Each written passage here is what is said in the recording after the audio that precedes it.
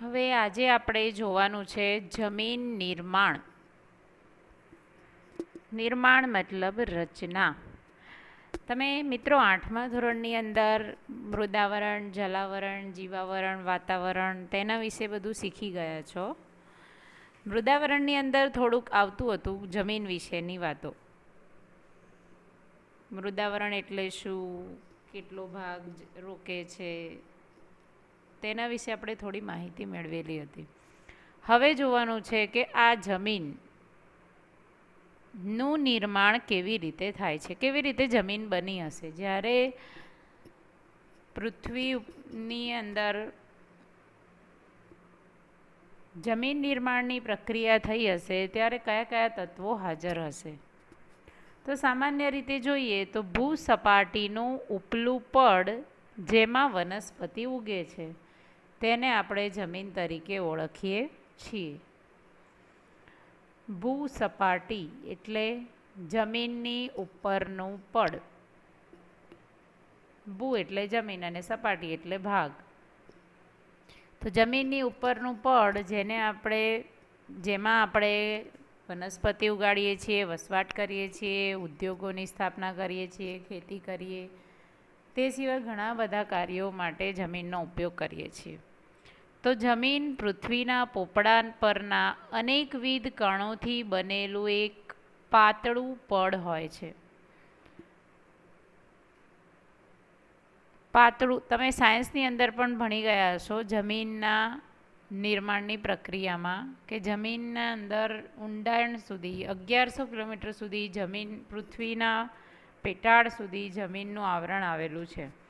એમાંથી સૌથી ઉપરનો ભાગ છે જેની ઉપર આપણે વસવાટ કરીએ છીએ, મૃદાવરણનો એક ભાગ.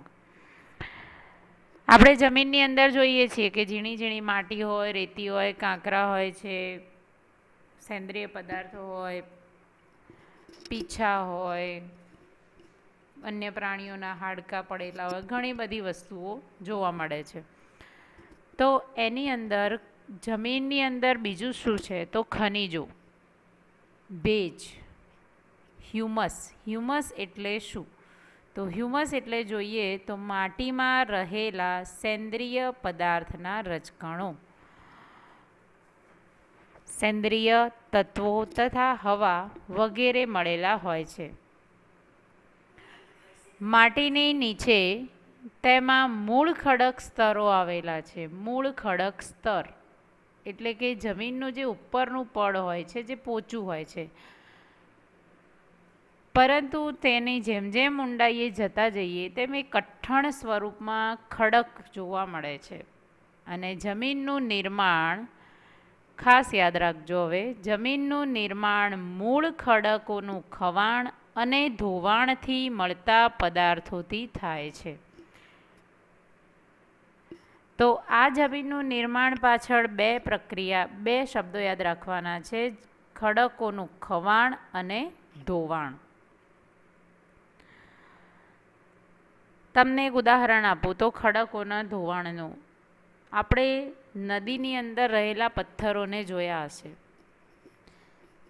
કે પાણી જેમ ફૂલ સ્પીડમાં વહન થતું હોય, એનો ફોર્સ સાથે વહન કરતું હોય ત્યારે પાણી એની સાથે કેટલાક આસપાસથી ઝીણી ઝીણી માટી, પછી નાના નાના મોટા પથ્થરોનું પણ વહન કરે છે. એટલે નદી કિનારાની આસપાસ જઈએ ત્યારે આપણે જોઈએ છીએ કે એકદમ લીસા અને ગોળ પથ્થર જોવા મળે છે.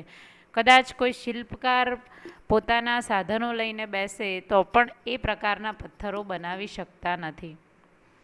તો આ શું બતાવે છે કે પાણીની સાથે એ પથ્થરો આગળ ને આગળ વધતા જાય ત્યારે ઘસાતા જાય છે અને એ પથ્થરો તૂટતા જાય છે અને લીસા બનતા જાય, પણ એની સાથે સાથે એનો તૂટેલો ભૂક્કો બનતો જાય તો એને એક પ્રકારનું આપણે ધોવાણ કહીએ. જેમાં જૈવિક અવશેષો, ભેજ અને હવા ભળે છે. જમીન નિર્માણનું મૂળ ખડકના ખવાણ અને ધોવાણથી મળતા પદાર્થોથી થાય છે. અને એ ખવાણ અને ધોવાણની સાથે સાથે જૈવિક અવશેષો એટલે જમીનની અંદર રહેલા સજીવો. ઘણા બધા સજીવો જમીનની અંદર વસવાટ કરે છે. ઉદાહરણ એક જોઈએ તો અળસિયા, જે શું કરે છે, જમીનને પોચી બનાવવામાં મદદ કરે છે, એટલે કે જમીનનો પોતે ખોરાક તરીકે ઉપયોગ કરે છે અને આમ જમીનને પોચી બનાવવામાં મદદ કરે છે. ત્યારે એ જૈવિક અવશેષોની સાથે સાથે જમીનની અંદર ભેજ અને હવા પણ ભળે છે. એટલે આમ બીજી રીતે કહેવાય તો જમીન એ ખનિજો અને જૈવિક તત્વોનું કુદરતી મિશ્રણ છે. તેમાં જ વનસ્પતિના વૃદ્ધિ અને વિકાસ કરવાની ક્ષમતા છે. આપણને ખબર છે કે જે ઉજ્જડ વેરાન જમીન પડી હોય ઘણા સમયથી ખોદ્યા વગરની, તો એવા પ્રકારની જમીનમાં આપણે પાકનું વાવેતર કરીએ તો ઉત્પાદન શક્ય બનતું નથી, અને ઉત્પાદન થાય તો પણ એકદમ ઓછા પ્રમાણમાં અને ક્ષમતા વગરનું, મતલબ તેમાં પોષક તત્વો વિનાનું મળે છે. પણ જ્યારે જે જમીન ખેડેલી હોય, જેની અંદર જૈવિક અવશેષો ભળેલા હોય, સમયસર ભેજ એટલે કે પાણી આમ મળી રહેતું હોય, જેને જમીને વારંવાર ઉથલવામાં આવતી હોય, ખેડ કરવામાં આવતી હોય, તો એવા પ્રકારની જમીનની અંદર વનસ્પતિનો વૃદ્ધિ અને વિકાસ સારો થાય છે. હવે જમીન તો પૃથ્વીના પોપડાની સૌથી ઉપરની સપાટી કે પડ, જેને આપણે જમીન કહીએ, તેની અંદર શું થાય છે? વનસ્પતિની વૃદ્ધિ થાય છે. તેની સાથે સાથે વિકાસ પણ થાય છે, અને વિકાસ માટે જરૂરી એવા ખનિજ દ્રવ્યો અને જૈવિક દ્રવ્યો પણ આવેલા છે. પણ દરેક જમીનમાં આ પ્રકારના ખનિજ દ્રવ્યો કે જૈવિક દ્રવ્યો એક સરખા હોતા નથી, એટલે કે દરેક વનસ્પતિના વૃદ્ધિ અને વિકાસ માટે દરેક પ્રકારની જમીન અનુકૂળ આવતી નથી. તો જમીન એટલે ખાસ યાદ રાખજો અને અંડરલાઈન કરજો જમીનની વ્યાખ્યા, કે જમીન એટલે સેન્દ્રિય પદાર્થયુક્ત ઝીણા કણોવાળો પોચો ખડક પદાર્થ. શું હોવું જોઈએ? સેન્દ્રિય પદાર્થો એટલે કે ખાતર, કુદરતી ખાતર, અને એ પણ ઝીણા કણવાળું, અને ખાતર કેવું હોય છે? પોચું, જે જમીનની અંદર ઉમેરવામાં આવે, જેના કારણે પાકની ઉત્પાદન ક્ષમતામાં વધારો થઈ જાય.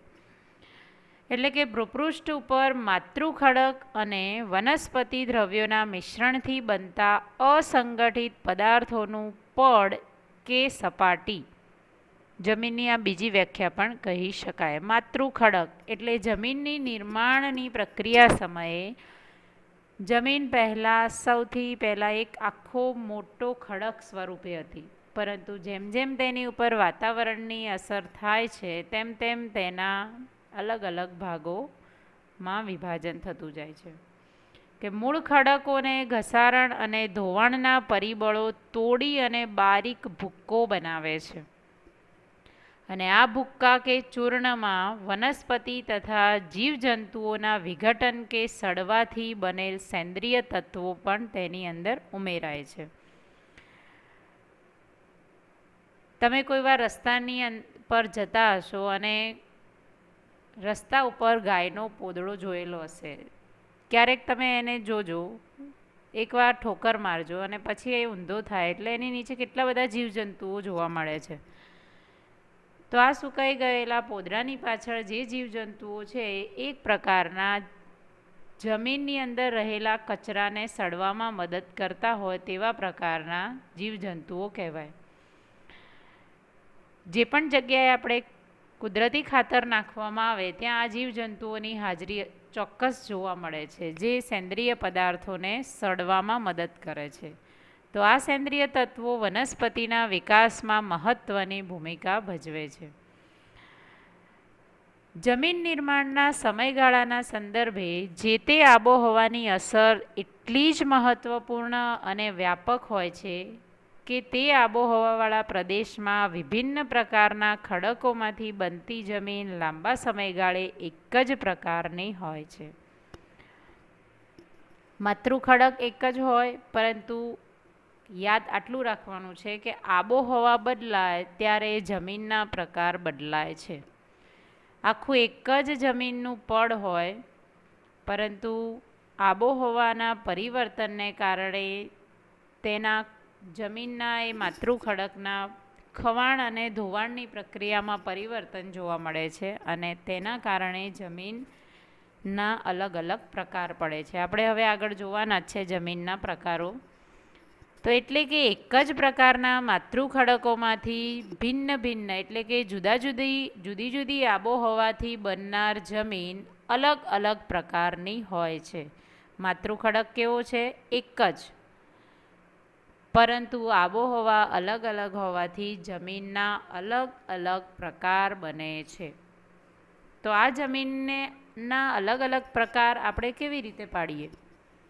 તો જમીનના પ્રકાર તેનો રંગ, આબોહવા, માતૃખડક, કણ રચના, ફળદ્રુપતા જેવી બાબતોને ધ્યાનમાં રાખીને પાડવામાં આવે છે. આપણે આગળના ધોરણમાં શીખી ગયા છીએ કે જમીનના રંગને આધારે એના પ્રકાર. રંગ એટલે કોઈ કાળી જમીન, રાતી જમીન, માટીયાળ જમીન વગેરે. હવે અહીંયા જોવાના છે જમીનના પ્રકાર. તો હાલમાં ભારતીય કૃષિ સંશોધન પરિષદ ICAR, આનું ફૂલ ફોર્મ તમારે યાદ રાખવાનું છે કે Indian council of agricultural research, અને આ ICARમાં 2020ની અંદર પ્રેસિડેન્ટ તરીકે કામ કરે છે અત્યારે નરેન્દ્રસિંહ તોમર. તો આ ICAR દ્વારા જમીનના ભારતની અંદર જમીનને 8 ભાગમાં વહેંચવામાં આવી છે, 8 પ્રકાર પાડવામાં આવ્યા છે. જે પૈકી પર્વતીય જમીન અને જંગલ પ્રકારની જમીન એ પર્વતીય ક્ષેત્રમાં જુદી જુદી ઊંચાઈએ જોવા મળે છે. પરંતુ છતાં આપણે 8 પ્રકાર અહીંયા જોઈએ તો કાંપની જમીન, રાતી જમીન અથવા લાલ જમીન, કાળી જમીન, લેટેરાઇટ જમીન, રણ પ્રકારની જમીન,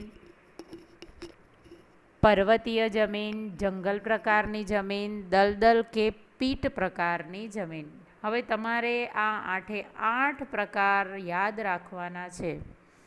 હવે એ યાદ કેવી રીતે રાખીશું? તો જરાક આ સાઈડ જોઈ લઈએ. તો એનું શોર્ટ ફોર્મ બનાવેલું છે કાકા, જરા, લેર, પદ. કા એટલે કાંપની જમીન, બીજો કા એટલે કાળી જમીન, જ એટલે જંગલ પ્રકારની જમીન, રા એટલે રાતી જમીન, લે એટલે લેટેરાઇટ જમીન, ર એટલે રણ પ્રકારની જમીન, પ એટલે પર્વતીય જમીન અને દ એટલે દલદલીય કે પીટ પ્રકારની જમીન. એટલે તમારે આ ક્વેશ્ચનને યાદ રાખવા માટે ફક્ત આટલા 8 શબ્દો આટલું યાદ રાખવાનું છે કે કાકા, જરા, લેર, પદ. તો મિત્રો આટલા સુધી અત્યારે આપણે રાખીએ છીએ અને આ જમીનના પ્રકાર અને જમીન નિર્માણની પ્રક્રિયા વિશે તમે એકવાર ફરીથી ધ્યાનથી વાંચી લેજો અને એની અંદર અંડરલાઇન કરેલા પોઈન્ટ્સ છે નોટમાં લખી અને તૈયાર કરી દેજો. મળીએ હવે આવતા વિડીયોમાં. જમીનના પ્રકારોના નામ કદાચ તમારે બધાને યાદ થઈ ગયા હશે. જો એ નામ યાદ થઈ ગયા હોય તો હવે આગળ જઈએ તેની સમજૂતી મેળવીએ. જમીનના કેટલા પ્રકાર હતા? 8. તેમાંથી સૌથી પહેલો પ્રકાર છે કાંપની જમીન. તો કાંપની જમીન ભારતમાં કુલ ક્ષેત્રફળના લગભગ 43% ક્ષેત્રફળમાં ફેલાયેલી છે. આ યાદ રાખવાનું છે. કેટલા ટકા? 43% ક્ષેત્રફળમાં.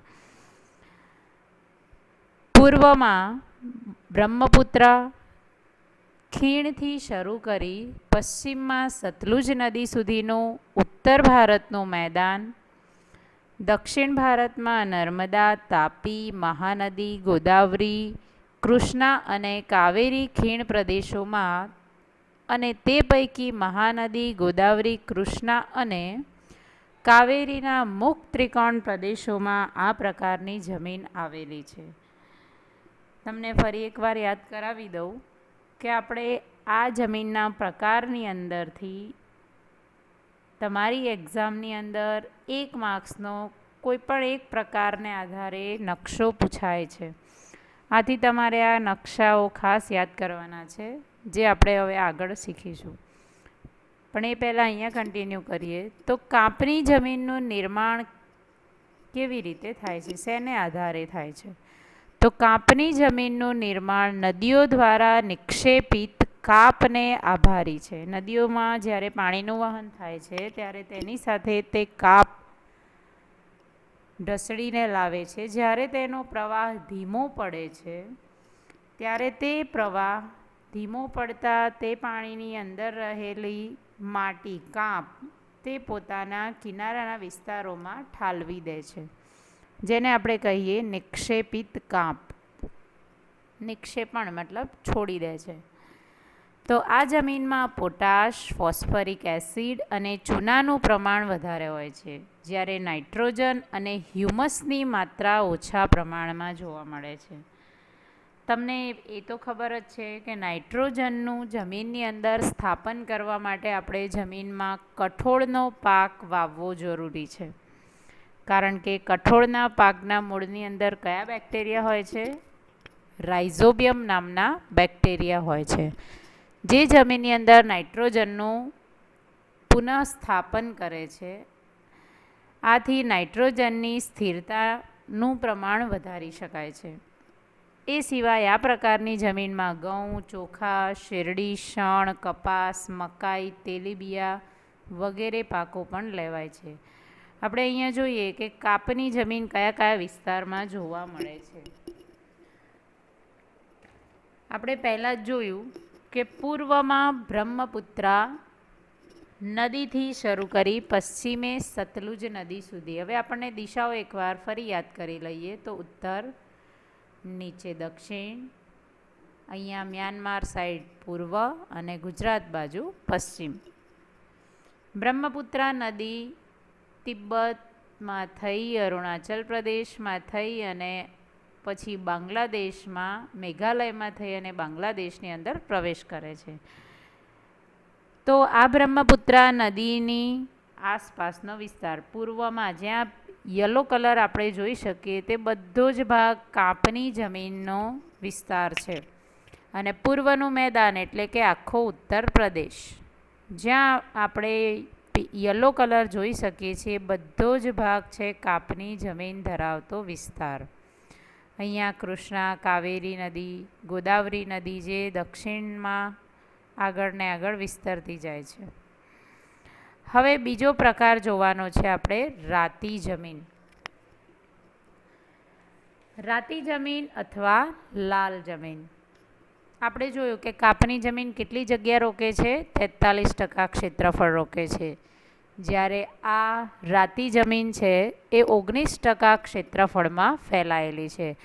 રાતી જમીનના વિસ્તારો તો દક્ષિણના દ્વીપકલ્પમાં તમિલનાડુથી માંડી ઉત્તરના બુંદેલખંડ સુધી, તેમજ પૂર્વમાં રાજમહલની ટેકરીઓની પશ્ચિમમાં કચ્છ સુધી તે વિસ્તરેલી છે. હવે આપણે જોઈ લઈએ અહીંયા દક્ષિણનો દ્વીપકલ્પ. તમને આગળના 9મા ધોરણમાં બધું શીખી ગયા છો, પણ જો ભૂલી ગયા હોય તો ફરીથી એકવાર યાદ કરી લઈએ કે દ્વીપકલ્પ કેમ કહેવામાં આવે છે.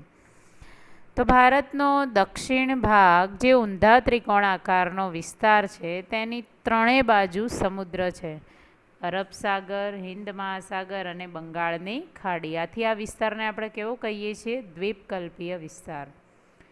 જેની અંદર રાતી જમીન ક્યાં જોવા મળે છે? અહીંયા જુઓ તમે, મહારાષ્ટ્રથી નીચેનો ભાગ. અને હવે તમે ફરીથી એકવાર યાદ કરાવો કે જો નકશાઓ રાજ્યોવાર તૈયાર ના થયા હોય કે ભૂલી ગયા હોવ તો ફરીથી એકવાર રિમાઇન્ડ કરી લેજો.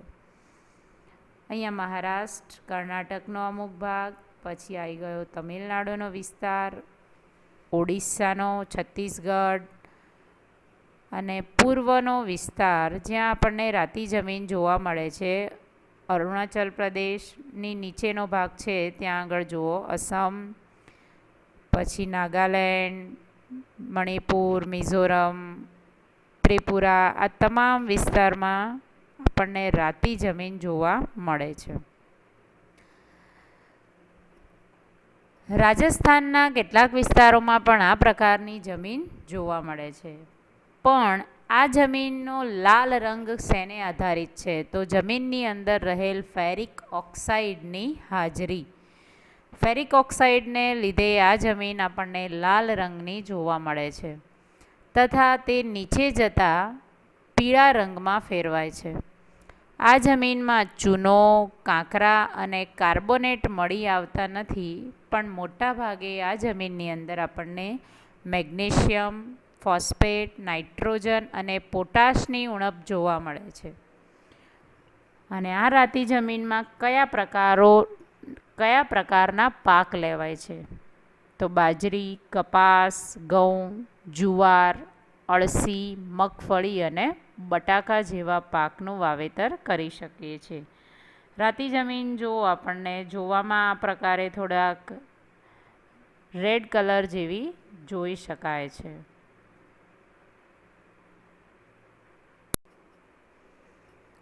આપણે આગળના વિડીયોમાં જમીનના 2 પ્રકાર વિશે માહિતી મેળવી.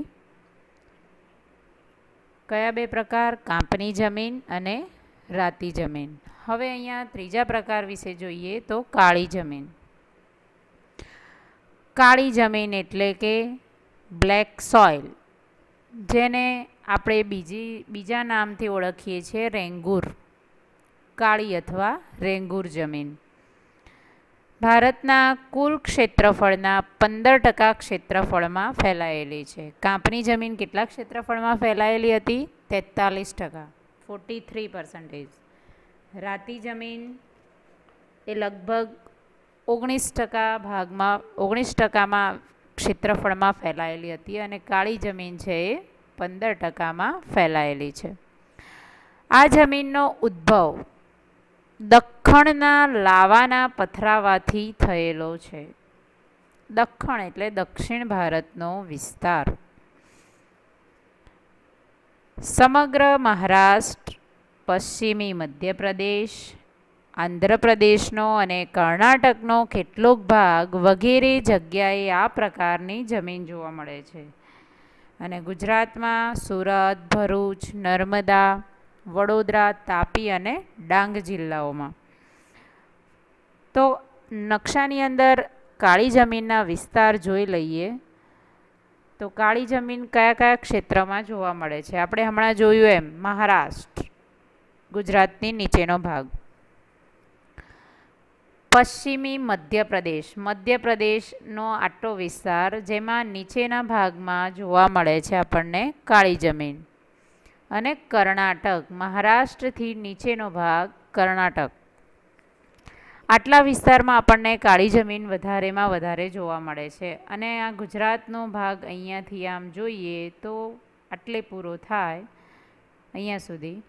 તો અહીંયા આવેલા છે સુરત, ભરૂચ, નવસારી, વલસાડ, ડાંગ વગેરે જિલ્લાઓ. આટલા વિસ્તારમાં આપણને કાળી જમીન જોવા મળે છે. કાળી જમીનની નિર્માણની અંદર લાવાઈ ખડકો અને આબોહવાની ભૂમિકા મુખ્ય જોવા મળે છે. જેની અંદર કયા તત્વોનું પ્રમાણ વધારે છે? તો લોહ, ચૂનો, કેલ્શિયમ, પોટાશ, એલ્યુમિનિયમ અને મેગ્નેશિયમ કાર્બોનેટનું પ્રમાણ વધારે જોવા મળે છે. આથી તેની ફળદ્રુપતા સારી ગણાય. કાળી જમીન વધુ ફળદ્રુપ છે. તેની સાથે સાથે જમીનની અંદર ભેજ ધારણ શક્તિ પણ ઘણી વધારે છે, જેથી તે પાણીનો સંગ્રહ વધારે સમય સુધી કરી શકે છે અને આથી વનસ્પતિ માટે તે ફાયદાકારક છે. પણ જ્યારે ભેજ સુકાઈ જાય ત્યારે આ જમીનમાં તિરાડ પડી જાય છે. જે અહીંયા આપણે ચિત્રની અંદર જોઈ શકીએ છીએ કે કેટલી મોટી મોટી તિરાડ પડેલી જોવા મળે છે. પણ આ તિરાડ જમીનમાં છેક ઊંડે સુધી નથી હોતી. તે ઉપરના પડમાં જ, ઉપરના ભાગમાં જ આ તિરાડો જોવા મળે છે. આ પ્રકારની જમીનમાં કયા પાક વધુ થાય છે? તો એક છે કપાસ, અળસી, સરસવ, મગફળી, તમાકુ અને અડદ જેવા કઠોળ વર્ગના પાકો લેવામાં આવે છે. પણ સૌથી વધુમાં વધુ સારો પાક કયો થાય છે? તો કહે છે કપાસ. કપાસ માટે વિશેષ અનુકૂળ હોવાથી આ જમીન કપાસની જમીન તરીકે પણ ઓળખાય છે. કાળી જમીનનું બીજું નામ શું છે? રેંગુર. 15% વિસ્તાર રોકે છે. મહારાષ્ટ્ર, મધ્યપ્રદેશ, કર્ણાટકમાં ફેલાયેલી છે. ભેજ ધારણ શક્તિ વધારે છે અને કપાસના પાક માટે આ જમીન વધારે અનુકૂળ આવે છે. હવે જોવાની છે લેટેરાઇટ કે પડખાઉ જમીન. તો આ જમીનનું નામ લેટિન ભાષાના શબ્દ લેટર એટલે કે ઈંટ પરથી પડ્યું છે. તમારે આ અંડરલાઇન કરેલા પોઈન્ટ્સ ખાસ યાદ રાખવાના છે અને તમારી નોટબુકની અંદર પણ લખવાના છે.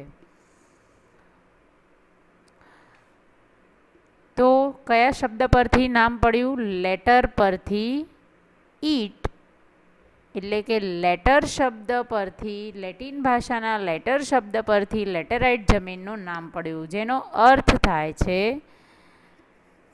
ઈંટ. ઈંટ એટલે કે જે મકાન બનાવવામાં ઉપયોગી છે તે ઈંટ જેવા પ્રકારનો એનો રંગ હોય છે. તેનો લાલ રંગ લોહ ઓક્સાઇડને કારણે જોવા મળે છે. આ જમીન ભીની થાય ત્યારે માખણ જેવી મુલાયમ અને સુકાય ત્યારે સખત બની જાય છે. આ જમીનને અન્ય જમીનના પ્રકારો કરતાં અલગ પાડે છે કે જ્યારે ભીની થાય ત્યારે એકદમ સોફ્ટ અને સુકાય ત્યારે એકદમ હાર્ડ. સૂકી અને ભેજવાળી આબોહવાના પરિવર્તનથી અને સિલિકામય પદાર્થોના નિવારણથી તેનું નિર્માણ થયેલું જોવા મળે છે. ભારતીય દ્વીપકલ્પીય ઉચ્ચ પ્રદેશના ઊંચાણવાળા ભાગોમાં વિકસિત થયેલી આ જમીનની અંદર મુખ્યત્વે લોહ તત્વ, પોટાશ અને એલ્યુમિનિયમનું પ્રમાણ વધારે હોય છે, પણ આ જમીન ઓછી ફળદ્રુપ જોવા મળે છે. પડખાઉ એટલે જેનું ઉપરનું પડ માં રહેલા પોષક તત્વો નાશ પામેલા હોય તેવી જમીન છે. આથી અહીંયા ફળદ્રુપતા કેવી છે? ઓછી. ફળદ્રુપતા ઓછી હોવાને કારણે તેમાં ખાતરોનો ઉપયોગ વારંવાર કરી અને કપાસ, ડાંગર, રાગી, શેરડી, ચા, કોફી, કાજુ વગેરે જેવા પાકોનું વાવેતર થાય છે. આ જમીનને પડખાઉ જમીન તરીકે પણ ઓળખવામાં આવે છે. કાળી જમીનને રેંગુરના નામે અને લેટેરાઇટ જમીનને પડખાઉ જમીન તરીકે પણ ઓળખવામાં આવે છે. નકશામાં જોઈ લઈએ આપણે કે આપણને આવી લેટેરાઇટ જમીન ક્યાં જોવા મળે છે. તો અહીંયા જોઈ શકાય છે મહારાષ્ટ્રથી નીચેનો ભાગ અને કર્ણાટકની બોર્ડરનો વિસ્તાર છે, ત્યાં આપણને આવી વધુ વરસાદને કારણે જેનું ઉપરનું પડ ધોવાઈ અને ફળદ્રુપતા ઓછી થઈ ગયેલી છે તેવા પ્રકારની અહીંયા જમીન જોવા મળે છે. અને અહીંયા આગળ છત્તીસગઢની અને ઝારખંડનો અમુક વિસ્તાર અને બ્રહ્મપુત્ર નદી જ્યાંથી પ્રવેશ કરે છે તેની આસપાસનો વિસ્તાર, જ્યાં આપણને લેટેરાઇટ જમીન જોવા મળે છે. હવે જોઈએ રણ પ્રકારની જમીન. રણ પ્રકારની આ જમીન સૂકી અને અર્ધ સૂકી આબોહવાવાળી પરિસ્થિતિમાં જોવા મળે છે. રણ ક્યારે નિર્મિત થાય છે? ત્યાં પાણીનો સ્ત્રોત ઓછો હોય ત્યારે, એટલે આબોહવા પણ કેવી હશે? સૂકી અને અર્ધ સૂકી. આ જમીન રેતાળ અને ઓછી ફળદ્રુપ હોય છે. તેમાં દ્રાવ્ય ક્ષારોનું પ્રમાણ વધારે હોય છે. ક્ષારો જમીનની અંદર દ્રાવ્ય થયેલા જોવા મળે છે, મતલબ ઓગળેલા. આ પ્રકારની જમીન રાજસ્થાન, હરિયાણા અને દક્ષિણ પંજાબના કેટલાક વિસ્તારોમાં જોવા મળે છે. ગુજરાતની અંદર કચ્છ, ઉત્તર ગુજરાત અને સૌરાષ્ટ્રમાં. સિંચાઈની સગવડને લીધે આ જમીનમાં, રણ પ્રકારની જમીનમાં ફક્ત વધારેમાં વધારે 2 જ પાકનું ઉત્પાદન થાય છે, બાજરી અને જુવાર.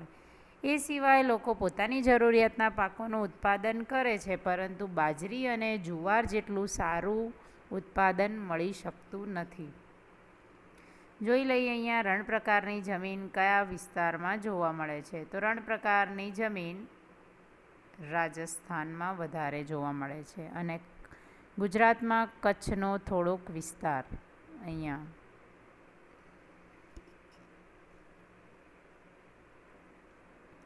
હવે છે પર્વતીય જમીન. પર્વતીય જમીન હિમાલયની ખીણો અને ઢોળાવોવાળા ક્ષેત્રોમાં 2700 મીટરથી 3000 મીટર સુધીની ઊંચાઈ પર જોવા મળે છે.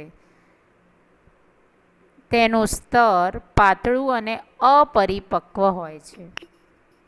અસમ, દાર્જિલિંગ, ઉત્તરાખંડ, હિમાચલ પ્રદેશ અને કાશ્મીરમાં પર્વતીય જમીન જોવા મળે છે અને અહીં સામાન્ય ઊંચાઈના ભાગોમાં દેવદાર, ચીડ અને પાઇનના વૃક્ષોના વિસ્તારોમાં આ જમીન વધારે જોવા મળે છે. હવે છે જંગલ પ્રકારની જમીન. જંગલ પ્રકારની જમીન હિમાલયના શંકુદ્રુમ જંગલોમાં 3000 મીટરથી 3100 મીટરની ઊંચાઈની વચ્ચે અને સહ્યાદ્રી પૂર્વ ઘાટ અને મધ્ય હિમાલયમાં તરાઈના ક્ષેત્રોમાં આવેલી છે. વૃક્ષોમાં ખરેલા પાંદડાથી ભૂસપાટી ઢંકાયેલી છે અને જે પાંદડા ખરે તે પાંદડા સડવાથી તેની અંદર સેન્દ્રિય દ્રવ્યોનું પ્રમાણ વધે છે, એટલે કે જમીન ફળદ્રુપ બને છે. આમ જમીનનો ઉપરનો ભાગ કાળો બનેલો જોવા મળે છે, પણ તે જમીન તળમાં નીચેની તરફ જતા ભૂરા કે લાલ રંગમાં ફેરવાય છે અને આ લાલ રંગની જમીન ચા અને કોફીના પાક માટે વધુ અનુકૂળ છે. તેજાના, ઘઉં, મકાઈ, જવ, ડાંગર જેવા પાકોનું અહીંયા ઉત્પાદન થાય છે. પરંતુ આ જમીન ખૂબ ઓછા વિસ્તારો ધરાવે છે. હવે છે દલદલ કે પીટ પ્રકારની જમીન. તો જે જમીનના ભેજવાળા વિસ્તારોમાં જૈવિક પદાર્થોના સંચયથી વિકસિત થાય છે, એટલે કે દરિયા કિનારાની આસપાસના વિસ્તારો જ્યાં આગળ કાદવ કીચડ ભરતી અને ઓટને કારણે પાણી દરિયા કિનારાની આસપાસના વિસ્તારમાં ભરાય છે અને એ વિસ્તારોમાં રહેલા પદાર્થો પાણીની અંદર સડે છે અને પછી આ પ્રકારની જમીનનું નિર્માણ થાય છે. વર્ષા ઋતુ દરમિયાન આ જમીન પાણીમાં ડૂબેલી હોય છે અને પાણી ઓસરતા તેમાં ડાંગરની ખેતી કરવામાં આવે છે. આ જમીનમાં જૈવિક પદાર્થો અને ક્ષારોની બહુલતતા તથા ફોસ્ફેટ અને પોટાશની અલ્પતા જોવા મળે છે. આવી જમીન ઓડિશા, તમિલનાડુ, પશ્ચિમ બંગાળના કિનારાના ભાગોમાં અને ઉત્તર બિહારનો મધ્ય ભાગ તેમજ ઉત્તરાખંડના અલ્મોડા જિલ્લામાં જોવા મળે છે. આ જમીનનું ક્ષેત્ર અત્યંત મર્યાદિત વ્યાપ ધરાવે છે. તો અહીંયા આપણા જમીનના 8 પ્રકાર પૂરા થાય છે. હવે આગળની માહિતી જોઈશું આપણે આગળના વિડીયોમાં. પરંતુ આ જમીનના પ્રકારો સમજાવ્યા તેની અંદર જે જગ્યાએ તમને અંડરલાઇન કરેલા પોઈન્ટ્સ દેખાય છે તે બધા તમારી નોટબુકમાં લખવાના છે અને આ જમીનના 8 પ્રકાર તૈયાર પણ કરવાના છે. જમીનના પ્રકારો વિશે જોઈ લીધા પછી હવે જોઈએ આપણે જમીનનું ધોવાણ. તો ધોવાણ કોને કહીશું? તો ધોવાણ એટલે જમીનના કણોનું ગતિશીલ હવા કે પાણી દ્વારા એક સ્થળેથી બીજા સ્થળે સ્થળાંતરિત થવું. વધારે તમે ક્યારેક જોયું હશે, વધારે પ્રમાણમાં વાવાઝોડું ફૂંકાય, પવન વધારે આવે ત્યારે એ પવનની સાથે સાથે ધૂળ ઉડતી દેખાય છે અને એ ધૂળ દ્વારા જે જગ્યાએથી ધૂળ ઉડી અને બીજી જગ્યાએ પહોંચી જાય, એટલે જ્યાંથી એ જમીનના કણો ઉડી અને બીજે પહોંચ્યા તો જે જગ્યાએથી ઉડ્યા હશે તે જગ્યાએ રહેલા સેન્દ્રિય પદાર્થો પણ તેની સાથે એક જગ્યાએથી બીજી જગ્યાએ સ્થળાંતરિત થયેલા હશે. આથી તે જમીનનું ઉપરનું પડ કેવું થઈ જશે? સેન્દ્રિય પદાર્થ વિહીન. અને તે જમીનનું ધોવાણ થઈ જાય પછી જમીનની ફળદ્રુપતામાં ઘટાડો થઈ જાય છે. એટલે ધોવાણની વ્યાખ્યા ફરી એકવાર જોઈએ ધોવાણ એટલે જમીનના કણોનું ગતિશીલ હવા કે પાણી દ્વારા એક સ્થળેથી બીજા સ્થળે સ્થળાંતરિત થવું. બીજા શબ્દોમાં કહીએ તો ઉપલા જમીનના કણોનું ઝડપથી કુદરતી બળો દ્વારા અન્યત્ર સ્થળાંતરિત થઈ જવું. તેની ઉપરનું પડ બનતા ઘણા વર્ષો લાગે છે. આપણે જમીન નિર્માણની પ્રક્રિયાની અંદર જોયું કે માતૃખડક, તેની ઉપર આબોહવા, વાતાવરણ, ભેજ, આ બધાની અસરને કારણે ઘણા વર્ષો પછી ખડકોના ખવાણ અને ધોવાણથી જમીનનું નિર્માણ થાય છે અને આ પ્રક્રિયામાં ઘણા વર્ષોનો સમય લાગે છે. પરંતુ જ્યારે કોઈ કુદરતી આપત્તિ આવે ત્યારે તે જમીનનું ધોવાણ થોડીક ક્ષણોમાં જ થઈ જાય છે. જમીન કણો ભારે વરસાદ કે તોફાની પવનોથી થોડા દિવસોમાં જ ખેંચાઈ જાય તો ખેત ઉત્પાદન ઘટે છે. જમીનનું સેન્દ્રિય પદાર્થોવાળું ઉપરનું પડ નાશ પામે છે. આથી ઉત્પાદનની ક્ષમતામાં ઘટાડો થાય છે.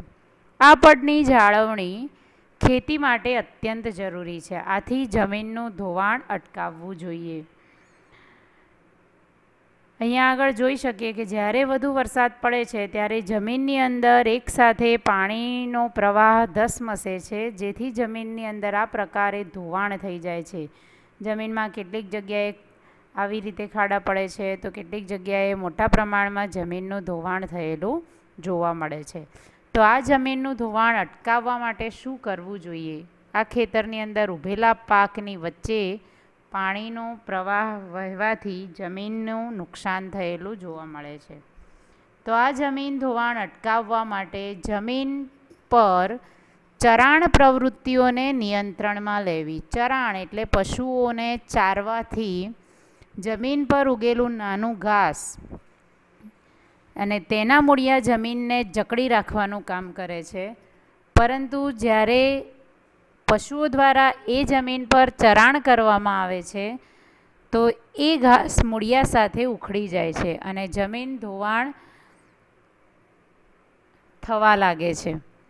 ઢોળાવવાળી જમીનોમાં સમોચ્ચીય પગથિયાની તરાહથી વાવેતર કરવું. સમોચ્ચ રેખીય પગથિયા મતલબ પર્વતીય વિસ્તારોની અંદર જ્યાં પાણીનો પ્રવાહ વરસાદ પડ્યા પછી એકસાથે પાણી નીચે ઉતરી જાય, ત્યારે ઢોળાવ પરથી પાણી નીચે ઉતરતું હોય તો તે સમય દરમિયાન તેનો પ્રવાહ ખૂબ ઝડપથી આગળ વધે છે. પરંતુ જ્યારે એ ઢોળાવવાળી જમીન પર રસ્તામાં પાણીના પ્રવાહના રસ્તાની વચ્ચે ઢોળાવ પર જગ્યાએ ખાડા કરવામાં આવે અને તે પ્રકારની પગથિયા જેવી વ્યવસ્થા કરવામાં આવે જેથી જે મોટા ભાગનું પાણી તે ખાડા જેવા ભાગમાં ભરાઈ રહે અને પાણીનો પ્રવાહ ધીમો થતો જાય. આથી જમીનનું ધોવાણ અટકે. પડતર જમીનમાં વૃક્ષોનું વાવેતર કરવું, જેના કારણે જમીન વૃક્ષો દ્વારા તેના મૂળિયા સાથે જમીન જકડાયેલી રહે અને તેનું ધોવાણ અટકે. પાણીના વહેડા પડેલા હોય ત્યાં આડબંધ બાંધવા. આડબંધ એટલે તમે અહીંયા જોઈ શકો છો કે મોટા પ્રમાણમાં પાણીનો વહાવ થતો હોય ત્યાં વચ્ચે વચ્ચે પથ્થરો મૂકી અને એ પાણીને રોકવા માટેનો અવરોધ ઊભા કરવામાં આવે છે, જેને આપણે કહી શકીએ આડબંધ. અહીંયા આપણે આ ચિત્રની અંદર જોઈ શકીએ છીએ. પાણીનો વેગ ધીમો પાડવા માટે ઢાળવાળા ખેતરોમાં ઊંડી ખેડ કરવી, જેના કારણે આપણે પાણીનો વહાવ ધીમો કરી શકીએ છીએ. તો આ હતા જમીનનું ધોવાણ અટકાવવાના ઉપાયો. હવે જોઈએ જમીનનું સંરક્ષણ. ભૂમિ સંરક્ષણ એટલે શું? ભૂમિ સંરક્ષણ એટલે જમીનનું ધોવાણ રોકીને જમીનની ગુણવત્તા જાળવવી તે. ફરીથી એકવાર જોઈએ. ભૂમિ સંરક્ષણ એટલે જમીનનું ધોવાણ રોકી અને જમીનની ગુણવત્તાને જાળવી રાખવી. તો જમીન સંરક્ષણ, જમીનની અંદર આપણે શું સાચવવાનું છે? તો સીધો સંબંધ માટીના કણો સાથે છે, કે જમીનની ઉપરના પડમાં રહેલા માટીના કણોનું ધોવાણ ન થાય અને તે પોતાની મૂળ જગ્યાએ જળવાઈ રહે તો જમીનનું ધોવાણ અટકે. તો આ માટે દુનિયામાં વિવિધ જગ્યાએ જે તે સ્થાને અને સમસ્યાઓને અનુરૂપ ઉપાયો યોજવામાં આવ્યા છે.